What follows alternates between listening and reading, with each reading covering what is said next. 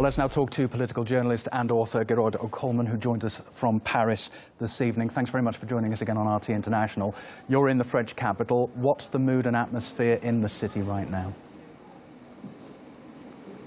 We're being told that there's a state of war and a state of emergency.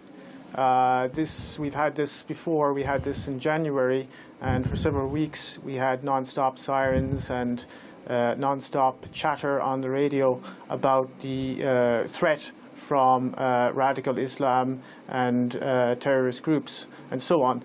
And so we're having a kind of a replay of that, but it has been, I think, accentuated, and we're going to have an intensification of the media campaign, which is essentially a propaganda campaign to make people in France fear Muslims. We need to be clear about the origin of the war on terror. The war on terror is, I quote, orchestrated from abroad. These are the words François Hollande used to describe this terrorist attack. Well, the attacks that have been continuing to destroy Syria, to massacre its population, have also been orchestrated from abroad. They were orchestrated by NATO, and they've been carrying these attacks out against the civilian population of Syria for 4 years now. And this is a terrorist campaign that is also orchestrated from abroad. And people in Europe need to understand that there is a war that is becoming global, that is being waged against civilian populations in particular. It is a form of neo-imperialism and neo-colonialism which aims to divide and conquer European and Middle Eastern and African and the world's population, for that matter, and to make them submit to a global order that does not serve the interests of most of the people on this planet, but that does serve the interests of a very few ruling elite, a very small, tiny, and particularly tyrannical ruling elite. There is no war on terror. There is a war that is being waged using proxy groups, terrorist proxy groups, and they are being used against nation states who are resisting US and Israeli hegemony, and they are also being used as a means of disciplining the workforces in Europe. In a period of mass unemployment and austerity, you now have terrorist attacks being committed by terrorists funded, armed and trained by Western intelligence agencies. There is no such thing as ISIS. ISIS is a creation of the United States. We know that from official sources of the US military themselves. Declassified documents from the Defense Intelligence Agency have confirmed that. And the French government is now attempting to drum up support for more military intervention in Syria. And what they want to do is they want to get in on the game. The game is almost lost. The Russians have routed much of the Islamic State. You now have Islamic State militants coming into Europe disguised as refugees. That will destabilize Central Europe, and the French government wants to get in on the game in Syria and prop up those so-called moderate rebels. There are no moderate rebels, of course, in Syria. There are Al-Qaeda and ISIS militants, terrorists who have been beheading people, eviscerating people, absolutely creating chaos and genocide right across the region, and this does not serve the Syrian people or anyone other than the Western corporate elites and their geopolitical interests. What do you expect France to do now in the light not only of Friday's terrorism, but 10 months on from Charlie Hebdo? It's not going to ease up on what it's doing, is it? No.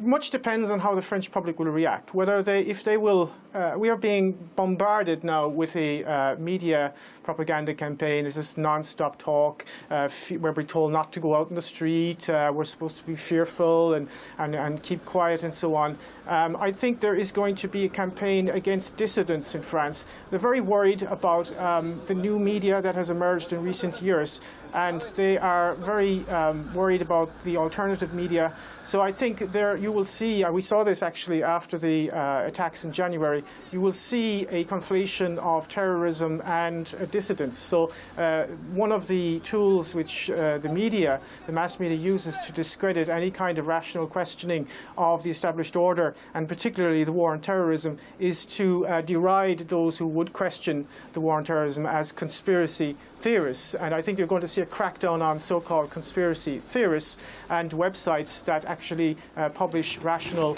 and honest analysis of what is happening. So you're going to see more of that type of intellectual terrorism, which is already at boiling point in France. I mean, it's got to the point now where you have professors in universities who are being intimidated. You have school teachers who are basically being fired for even suggesting that there may be a link between French imperialism and terrorism. There was one case recently, for example, of a school teacher who almost lost his job when he suggested there might be a link between French foreign policy and terrorism. So we are going through a period of deep intellectual terrorism. And of course, these random terrorist acts, which are a form of low-intensity civil war. I think that the current crisis, the refugee crisis, which is really a form of coercive engineered migration, because they could have easily have been prevented, this form of coercive engineered migration is going to make this a lot worse, and it is going to create the conditions of civil war. It is a natural consequence, of course, of globalization, of financial capitalism. This is essentially what it leads to. I mean, it leads to a breakdown of society.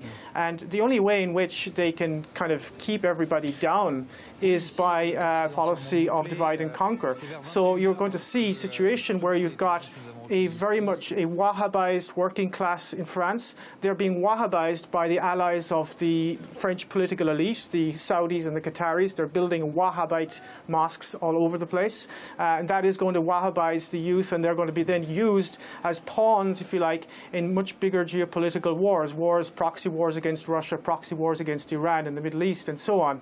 And that is going to create massive social unrest. It's going to divide working people against each other. And the only people who are going to actually benefit from this are the war contractors, the military-industrial media intelligence complex. So in whatever way you look at this, I don't know who exactly committed this attack and this atrocity, but the real people who are responsible, whether directly or indirectly or consciously or unconsciously, is the French government, because they have been complicit in terrorism in the Middle East and all over Africa. And that needs to be understood. And if we don't understand that, this is going to continue and it's going to deteriorate. We will find ourselves in a situation under military law, martial law, if this continues. So it really needs to be analysed and understood. Can I pick you up on the issue of migrants and refugees? Because one of the terrorists appears to have been a French citizen, another a recent migrant to the country. What do you think this will do to France's policies towards the migrant crisis? Well, I think there is sufficient evidence to suggest strongly, in fact, that the current crisis, I mean, the migration crisis is something that is ongoing, and there are different waves. You've got different waves coming up from Libya, you've got the ones coming up from Syria and up through the Balkans. But the current kind of refugee crisis, as it were, is what I would refer to as coercive engineered migration. This is a term used by Kelly Greenhill, a US academic, who wrote an interesting book on this, whereby she shows that migration can be used as a tool by one state to destabilize another state.